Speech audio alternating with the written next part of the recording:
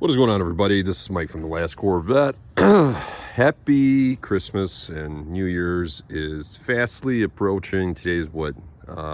December 26th. So anyway, this vehicle belongs to my father. As you guys can see, the window is up, but I will make a follow-up video because I still need to replace the window regulator in it again. I'll explain that. I have all the parts for it, but what's back in my driveway is a Cadillac SRX that I've been working on for years, and the blower motor stopped working. So you start the vehicle, you can adjust the blower motor to any of the speeds, even though the display on your climate control changes from low to high. You can see the blend door moving around, you can hear it basically, but nothing is coming out from any of the vents. So what I'm going to do is I'm going to look at the blower motor, test it, and with a voltmeter that is, and we'll go from there. All right, so got the access panel off, and as you guys can hear, let me put my hand on that. Hear that click, click, click? So we're going to increase the fan speed. And there she is. So we're going to do a couple of things. I'm actually going to remove this motor and see if there's anything inside the motor before we just deem that this motor is bad, but I think it is. I think that's just coming from the main housing. But I actually gave it a nice little, we'll say, nudge with my hand, and it started working, because originally when this vehicle was dropped off, nothing was happening. And the person did state that this was an intermittent, started happening, then basically there was no heat, and then when I say there was no heat, the blower wasn't working. So she said there was no heat in the vehicle, and then she got on the vehicle and it started working again, which, you know, if you go over a bump or whatever, we have a passenger over here that kicks that trim panel that I removed, which is right here actually. You got the 3 tabs, lives like this. You got basically 2 connections you got to make. One is for the LED light, for the footwell. One is your main light. This is a peanut bulb here. It's basically when you open your doors at night and whatnot. This is more of a mood light. Pretty common to see it in like footwells above the center console area. But regardless, you got 3 push pins. You got a main brace, just a single pin on the back, which is right there.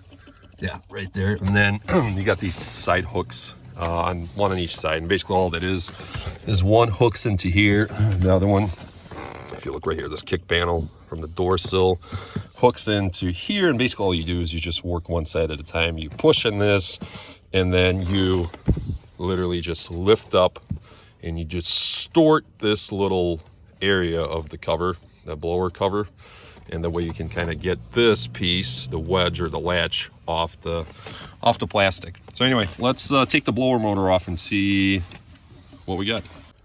All right, well, as you can see, I got the motor out. We're gonna increase the speed here.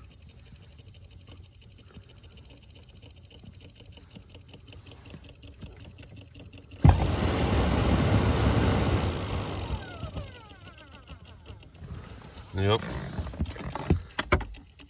Yeah, this motor has a bad bearing. You can hear it kind of knocking, and then basically it overheats and seizes altogether. But all right, time for a new motor. And as far as the motor goes, there's just 3 screws. As you can see, 1, 2, 3. You remove it from the main assembly, which is right there. That's your actually cabin filter. And anyway, let's shut this off. I'm gonna unplug it, and we'll order a new one. All right, so just picked up a brand new blower. Got it through Advanced Auto Parts, but the box is CarQuest. Part number is 76904. 76904. I paid $93 and some change, and yes, I overpaid by a little bit. I could have got it through Amazon or Parts Geek for about $20, $30 less, but I had to get this done today, not only because of my schedule, but because the person wanted the vehicle back today, and that is what we did. So Before I get into the numbers and why it's important to make these videos and share this information, right, so everybody has the ability to save money, especially in today's world, let me just explain. It's not always the motor. You have, obviously, a circuit. You have a fuse that you need to check, right? And there's a resistor that controls the actual fan speed, or the blower motor speed. And, you know, I always start with the obvious. I'll take my voltmeter right to the source and say, okay, when I turn this on, when I command this on, does it have power, right? Does it have power feeding it? And in my case, I had power because I already knew just from what I was given, right? So the owner of the vehicle told me that, you know, one day they started the vehicle, basically nothing is coming out. They stated no heat, but it doesn't matter if you have heat, if you have no AC, nothing. If your blower is bad, nothing is going to come out. And it's actually probably the worst, we'll say, issue, especially in the winter, because you don't have the frost for the windshield, that is, right? You're not getting anything out, and it's not pleasant. It's also unsafe to drive a vehicle like that.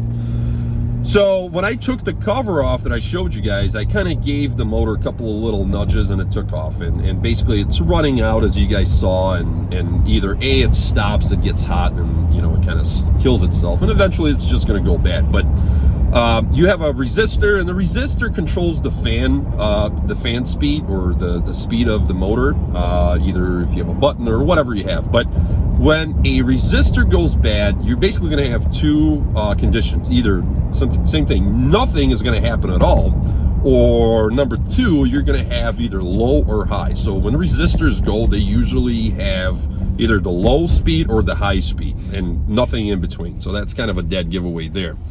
And of course, then you have the main circuit, fuse, or whatever else, right? A little short harness, or it could be ground related. Then you start getting in, but main components, it's normally the blower motor itself, basically giving out from age, whatever else, or the resistor. In this case, it's the motor. Now, I called my local salvage yard, and they were looking at like $80 for a used. I'm like, no. $93. I got a brand new one with a 1 or 2 year warranty. Doesn't matter. But like I said, if I would have waited, I could have saved $20-$30 and bought one for 60 some dollars, $58 with shipping. They wanted the vehicle back. We had to pay a little premium, basically $20 more, whatever, it doesn't matter. But let me give you guys some numbers. So a local shop wanted to, and that's how I stepped in, because, you know, I have very limited time, right? And this is my family, whatever, I understand, but they were going to take this vehicle to a shop versus taking it to me. But here's the deal. They wanted to charge $300 to replace this particular blower motor. $300. Now, mind you, they would have probably got the blower, the same blower, for 60 whatever dollars, right? That's $240 of just pure profit. And that sucks, because that's ripping people off, and that's the reason I'm making these videos, right? Because here's the deal. This person knew, that quoted, that the motor is right there. And like I said, not every vehicle is this easy. But 10, 20, even 30 minutes of work and $240 in labor. That's a little bit too much, if you ask me. Your normal rate, or your ratio, is just like any other business, unless it's like something crazy and you got to spend, it's all based off hours. But normally it's this. Whatever the parts are, it's like 1-to-1. That's where your labor is. Like if somebody said $120, even $180, all right, I can see that. But $300 for a simple blower motor, that's crazy, man. And then, you know, people can say, oh, you need a resistor, you need this, and, you know, older people will fall for that crap. And unfortunately, it happens all the time. So I'm going to take this motor, I'm going to put it in the vehicle, and we'll test it out. I'll show you guys how it sounds, how it looks, and hopefully we can close this one out, and fingers crossed this Cadillac stays together and drives together at least through the winter. I mean, it's starting to get old, and it's high mileage. But anyway, stay tuned for one last part. All right, so we got the new motor in place, kind of in place. I still have to tighten the screws. So you got a screw here, and a screw here. And let me zoom out so you guys can see. You will have to reuse, this is the stock harness that actually connects to the motor and then runs right into your resistor pack, which is right over here. So anyway, first I'm going to screw this in, plug it into there, and test it out. All right, so just so you guys know, this is how you put this cover back in. Center it, that's your center post. Get one side in, and this is what I'm talking about as far as these side pieces. Just like that, just basically push it to the side until it latches in, and now put your push pins in. And of course I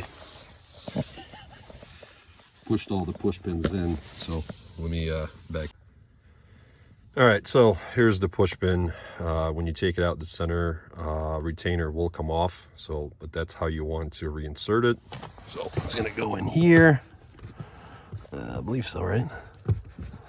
Yep, just like that. So center it, push it in, and then do the other two, and then we'll start the vehicle and see how everything works.